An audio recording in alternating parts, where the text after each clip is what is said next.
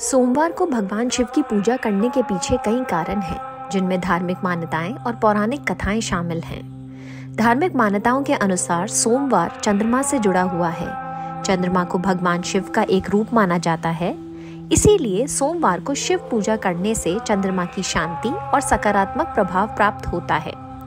सोमवार को भगवान शिव की पूजा करने से उनकी विशेष कृपा होती है।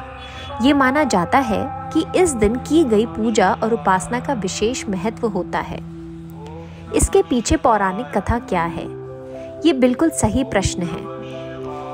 कथा का नाम है चंद्रमा का श्राप और भगवान शिव की पूजा। इस पौराणिक कथा को विस्तार से समझने से हमें सोमवार को भगवान शिव की पूजा के पीछे का कारण और महत्व और बेहतर तरीके से समझ आएगा। कथा का विस्तार है। एक समय की बात है, चंद्रमा बहुत ही अहंकारी हो गए थे। अपनी चमक और सुंदरता पर घमंड करते हुए उन्होंने कुछ ऋषियों को श्राप दे दिया था। इस श्राप के कारण चंद्रमा की चमक धीरे धीरे कम होने लगी और वह बीमार पड़ गए। अपनी गलती का एहसास होने पर चंद्रमा बहुत पछताए। उन्होंने अपनी गलती सुधारने के लिए भगवान शिव की तपस्या शुरू कर दी। उन्होंने कई वर्षों तक कठोर तपस्या की और भगवान शिव से क्षमा मांगी। भगवान शिव चंद्रमा की तपस्या से प्रसन्न हुए और उन्होंने उन्हें क्षमा कर दिया। साथ ही उन्होंने चंद्रमा को अपने मस्तक पर स्थान दिया। ऐसा माना जाता है कि चंद्रमा का शीतल प्रभाव भगवान शिव की तपस्या और शांति का प्रतीक है। सोमवार को शिव की पूजा का महत्व कुछ इसलिए है। सोमवार चंद्रमा का दिन माना गया है। ये चंद्रमा को भगवान शिव का ही एक रूप माना जाता है। ये कथा हमें बताती है कि भगवान शिव कितने दयालु और क्षमाशील हैं। उन्होंने चंद्रमा की गलती के बावजूद उन्हें क्षमा कर दिया।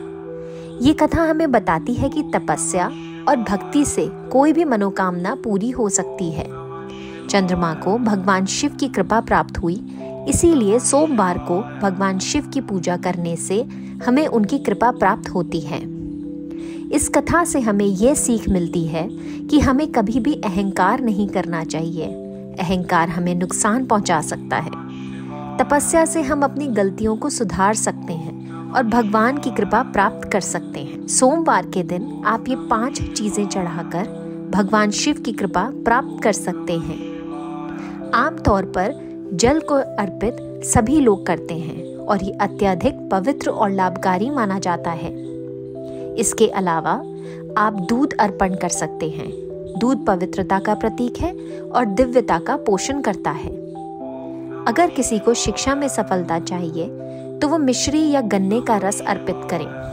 धन और समृद्धि के लिए घी या दही का भोग लगाएं। अच्छे स्वास्थ्य के लिए शहद या केसर मिला हुआ दूध अर्पित करें और वैवाहिक सुख के लिए लाल चंदन या गुलाब जल अर्पित करें। आशा करती हूँ आपको ये जानकारी पसंद आई होगी। ऐसे और वीडियोस के लिए मेरे चैनल को सब्सक्राइब कीजिए।